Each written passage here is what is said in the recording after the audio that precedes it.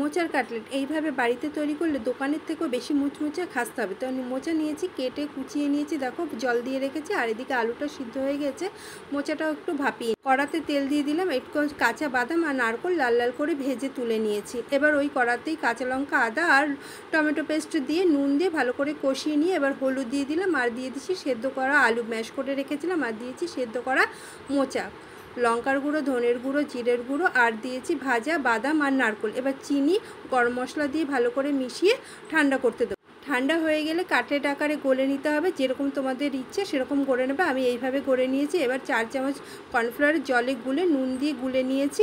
এবার ওই কাটলেটগুলো ব্রেড ক্রাম্বসে ডুবিয়ে, এবার ব্যাটারে ডুবিয়ে তারপর কর্নফ্লাওয়ারে দিয়ে আবার ভালো করে চেপটে এইভাবে করে রেখেছি সবগুলো। এবার গরম কড়া বসিয়ে তেল দিয়ে মিডিয়াম ফ্লেমে সবগুলো লাল লাল করে ভেজে নিয়েছি। কাসুন্দি দিয়ে পরিবেশন করেছি। তোমরা ওইভাবে বাড়িতে ট্রাই